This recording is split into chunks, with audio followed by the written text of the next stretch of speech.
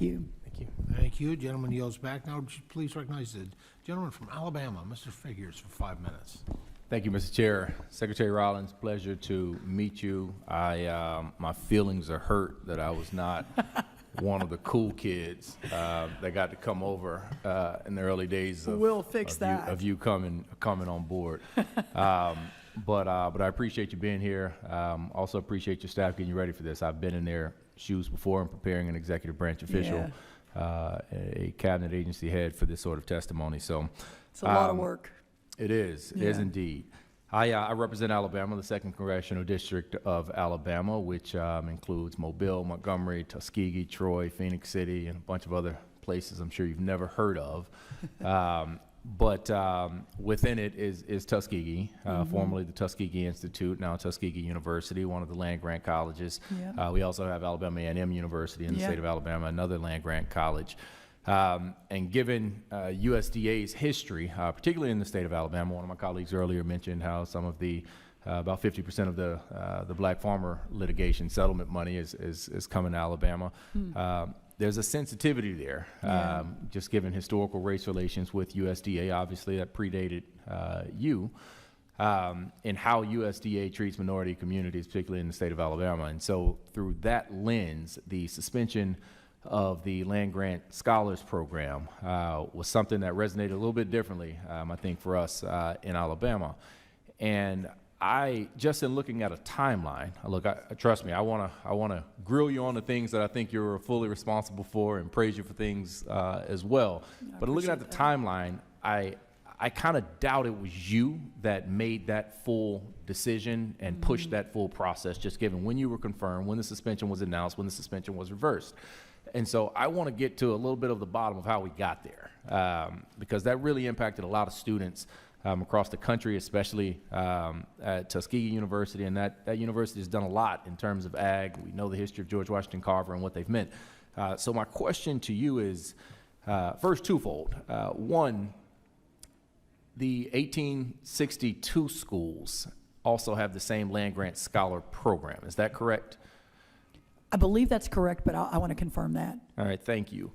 And it's also my understanding that when the 1890 land grant scholar program was paused, that funding was paused, that it was not paused for the 1862 schools.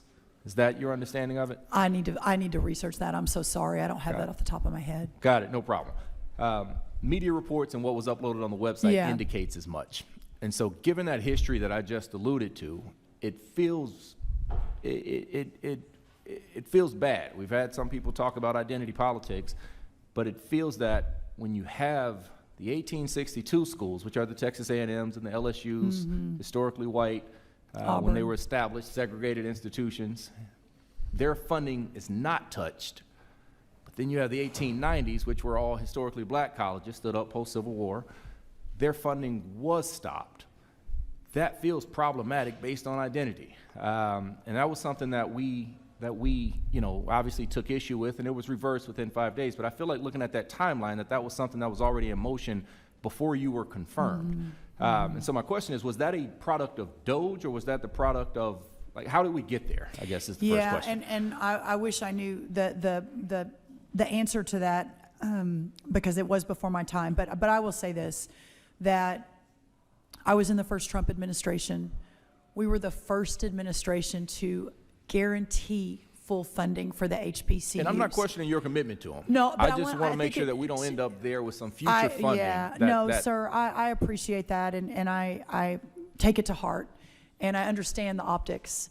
I do, and I think it's important to note that this administration is very committed to those universities and have been unequivocal in saying so. Well, I appreciate it. I don't want to cut you off. I just want to capitalize on my last 45 seconds here. But thank you for that, and definitely want to work towards making sure that does not happen again, because it feels very racially motivated when the I can promise you it was not racially motivated. I think it was just an imperfect process that was happening. Well, I can appreciate that. I can appreciate that.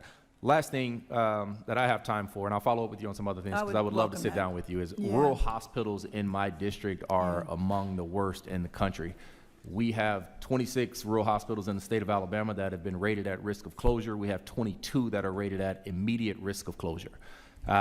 We have several in my district that are month to month. They have to go borrow money or get money from the city council or county commission every single month just to be able to make payroll. Yeah. We need help with that to keep these communities open. They support our farmers. They support the industries that's left in our rural communities. And I really want to sit down with you and figure out ways we can leverage the programs that you guys have to support rural hospitals to keep them open in my district and across the state in this country. I can't tell you how important I think that is, and I think we talk a lot about farming and agriculture. That is the driver, but the rural piece of this and having thriving rural communities, you can't do that without the hospitals, the housing, the child care, et cetera. So I am very focused on this for the long term. The gentleman's time has expired.